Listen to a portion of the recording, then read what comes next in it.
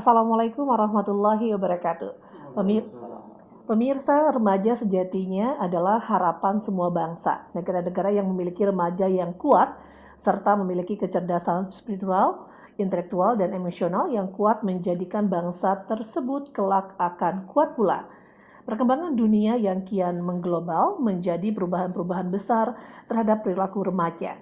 Namun perubahan tersebut lebih cenderung mengarah pada kegiatan negatif dibanding positifnya. Dengan tema remaja dan kehidupan berkeluarga, hari ini telah hadir di studio kita Ketua Karang Taruna Kota Batam, Bapak Zul Arif. Kita akan langsung sapa tamu saya hari ini. Assalamualaikum, selamat datang Pak, apa kabar? Waalaikumsalam warahmatullahi wabarakatuh. Alhamdulillah baik. Salam era Karang Taruna berjaya. Oke, terima kasih atas waktunya. Dan kemudian hadir juga Dr. Januarman, SPOGK. Dan apa kabar dokter? Assalamualaikum. Salam Mbak Fani, selamat pagi. Salam juga untuk warga Batam dan Kepri secara umum. Oke, terima kasih juga untuk waktunya sudah hadir di sini. Dan seperti tema kita pada hari ini mengenai remaja dan kehidupan berkeluarga. Mungkin saya kepada Ketua Karang Taruna Kota Batam terlebih dahulu, ke Pak Zul Arif. Pak, kita tahu sebenarnya yang menjadi hal negatif bagi remaja itu sebenarnya apa sih Pak, dampaknya terhadap pengaruh global terhadap remaja itu sendiri? Oke, terima kasih. Sebelumnya saya ingin menyampaikan beberapa hal terkait dengan Karang Taruna. Ya. Karang Taruna itu sendiri adalah organisasi sosial kemasyarakatan yang bergerak dalam pembinaan dan pemberdayaan generasi muda. Oke. Nah, usia Karang Taruna itu adalah usia 13 tahun sampai 45 tahun. Usia produktif ya? Setiap orang yang berusia 13 tahun sampai 45 tahun otomatis menjadi anggota Karang Taruna. Tinggal pilihannya mau menjadi Karang Taruna aktif atau tidak. Nah, karena memang basisnya adalah generasi muda atau remaja yang mulai 13 tahun tadi. Tentunya kita berharap ke depan bahwa remaja kita ini punya planning, ya, punya rencana ke depan. Dengan apa? Bagaimana anggota-anggota Karang Taruna atau remaja tadi merencanakan kehidupannya, tentunya dengan cara yang hidup sehat, menjauhkan diri dari bahaya narkoba, ya, tidak menjauhi pergaulan bebas dan lain sebagainya. Nah, inilah salah satu program dari Karang Taruna Kota Batam untuk membina remaja. Terima kasih. Nah, sejauh ini Bapak sebagai Ketua Karang Taruna Kota Batam sendiri, untuk remaja-remaja yang ada Kota Batam ini, bagaimana sih sebenarnya mereka dalam beraktivitas sehari-hariannya gitu?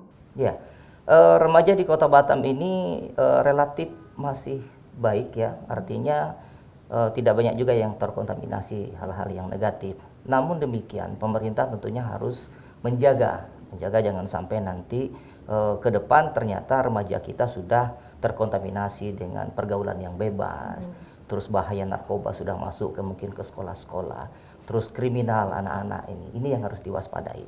Harapan kita pembinaan ini yang harus kita gencarkan, bagaimana anak-anak remaja itu supaya terjauh dari hal-hal negatif dengan menciptakan tentu kegiatan-kegiatan yang positif. Biasanya kegiatan-kegiatan apa saja sih yang dilakukan oleh Karang Taruna kepada remaja-remaja yang masih usia produktif seperti yang Bapak katakan tadi ya, 13 sampai 45, tapi kita masuk ke 13 sampai ke 20 atau 20 sampai ke 25 itu apa kegiatan yang pernah dilakukan dari Karang Taruna? Ya, Karang Taruna beberapa kali melaksanakan kegiatan yang sifatnya memang seremonial ya. Tetapi selain itu kita punya kegiatan rutin. Setiap Sabtu dan Minggu itu ada sanggar. Sanggar Seni dan Budaya Karang Taruna Kota Batam ya, yang kami percayakan kepada Saudara Suwardi sebagai ketua sanggarnya. Kemudian kita juga membentuk PIKR ya, Pusat Informasi dan Konseling Remaja di beberapa cabang di Kota Batam. Nah, kegiatan PIKR itu tentunya dengan bekerja sama dengan BKKBN kita mensosialisasikan kepada para remaja bagaimana hidup sehat, bagaimana menjaga ke depan kita tidak terkontaminasi dengan hal-hal yang negatif, terutama yang merusak generasi muda seperti pergaulan bebas, bahaya pornografi, dan nafza ya, narkotika, psikotropika dan zat adiktif lainnya. Oke, baik. Seperti tadi yang disampaikan oleh Pak Zul Arif selaku Ketua Karang Taruna Kota Batam, Dokter, Yanu Arman mungkin selaku dari SPOGK-nya nih, ini bicara soal kesehatan reproduksi begitu ya. Nah, pandangan dari sisi kesehatan biasanya untuk yang mempengaruhi sisi negatif untuk kesehatan bagi remaja itu biasa yang ditemui di lapangan, dokter sendiri ada nggak gitu? Oke, Mbak Fani, terima kasih. Pak Jul Arif juga terima kasih. Pak Jul Arif sudah menjelaskan potensi Karang Taruna itu sangat besar dan luas pengaruhnya. Jadi kita pun, dokter pun juga tertarik dengan program Karang Taruna ini. Karena kami bergerak di bidang reproduksi, termasuk salah satunya yang tentang KB. Dan kesehatan reproduksi menjadi program utama kami karena kami ingin menyiapkan bagaimana generasi yang akan datang itu jauh lebih baik. Jadi seperti saya tidak langsung menjadi dokter, tetapi sudah disiapkan oleh orang tua saya dari TK, SD, SMP. Malah sekarang kita jangan tertinggal dengan negara-negara sebelah. Mereka menyiapkan proses generasi yang akan datang itu sebelum terjadinya perkawinan. Ya, seperti program KB dengan programnya generasi berencana. Nah, jadi sebelum proses pernikahan mereka sudah menyiapkan. Karena ada beberapa teori namanya Barker hipotesis. Apa yang terjadi sekarang ini merupakan suatu proses yang masa lalu. Nah, jadi sekarang banyak sekali orang-orang Indonesia yang menderita hipertensi, DM, stroke. Tapi kelihatannya penyakit itu timbul umur 50, 60. Sebenarnya prosesnya itu adalah mulai dari dia saat dikandung ibunya. Prosesnya itu namanya Barker hipotesis. Jadi di mana ibunya dulu kurang gizi, anemia, perencanaan hamil yang tidak terencana, mengkonsumsi obat-obatan untuk agar haid karena anak sudah banyak, kemudian jarak antara anak satu dengan anak yang lain terlalu berdekatan. Itu berdampak pada 40-50 tahun yang akan datang. Jadi mungkin sudah terlihat sekarang kita mau berusaha untuk mengejar itu ya dengan program 100 hari kehidupan pertama. Jadi mulai dari 270 hari dalam perut, kemudian sekitar 0 sampai 6 bulan setelah lahir, kemudian 6 bulan sampai 2 tahun setelah lahir. Nah, itu termasuk dalam program kita di kesehatan reproduksi. Jadi, tapi pada hari ini kita bicara tentang remaja. Remaja artinya kalau dari medis itu antara umur 10 tahun sampai dengan 20 tahun. Oke. Untuk dari medis Mulai dari pra-remaja, remaja dini, atau remaja awal, remaja pertengahan, dan remaja akhir. Kalau pra-remaja itu sekitar umur 10 sampai 12 tahun atau disebut juga dengan prapubertas. Ya, prapubertas, tapi kadang-kadang sekarang dengan adanya makanan yang gizinya tinggi, kemudian stimulus eksternal, jadi kadang-kadang umur 10 tahun itu sudah ada yang pubertas, yang menstruasi. Iya, benar. Jadi walaupun teorinya ya kira-kira mulai 12 tahun, tapi sekarang 9 tahun pun juga ada, Bapak nih.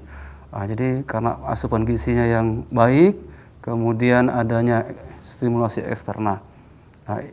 Nah ini usia remaja antara 10 sampai 20 tahun ini sekitar 30% dari penduduk kita. Jadi sekitar 67 juta, 70 juta. Jadi luar biasa ini banyaknya. Iya. Jadi kalau kita tidak siapkan generasi yang 70 juta ini, bagaimana keadaan kita sekitar 5-10 tahun yang akan datang. Berhubungan dengan kesehatan reproduksi menjadi penting karena umur-umur ini ya mulai mengenal reproduksi.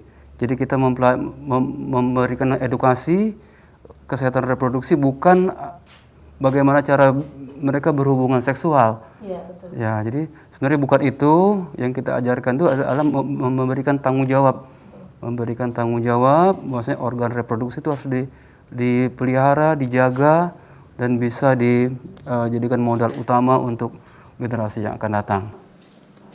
Baik, jadi intinya untuk remaja sekarang juga mereka harus memahami ya dok ya, dan juga bagaimana anatomi tubuh mereka seperti apa, apalagi mereka yang masa-masa puber sekarang, anak-anak memang SD sudah mulai ada yang menstruasi ya dok ya? Ya, itu kan kelas 5 SD. Iya benar. Idealnya sebenarnya kita tuh SMP gitu ya, wah biasanya kalau saya Dulu ya 12-13 tahun dia betul, SMP kelas 1. mungkin menggizi yang dari ibunya juga mungkin. Baik, nanti di segmen berikutnya juga ada beberapa yang ingin saya tanyakan juga terkait dengan kesehatan dan juga tentang bagaimana anak-anak remaja sekarang dalam bersosialisasi ya dengan Pak Zul juga kita akan berbincang pada hari ini. Untuk itu pemirsa tetap bersama kami dalam Dialog BKKBN. Usai jeda pariwara kami akan segera kembali. What's up guys? Ya ayah, bukan manggil kamu kakak. Oh, sorry guys ya. Sekarang aneh mau unboxing sebuah barang yang istimewa. Ya, biasa. Uang jajan. Sorry guys. Mari kita lanjut. Aduh, minta duit lagi nih. Sana. Oke guys. Ini dia barangnya guys, goks banget. Aduh, apa lagi itu? Aduh, ngapain sih? Maaf guys, kita lanjutin lagi. Sekarang kita nyalain dulu ya. Mana pencetannya sini? Aduh, ada yang ngapain di situ sih? Sana.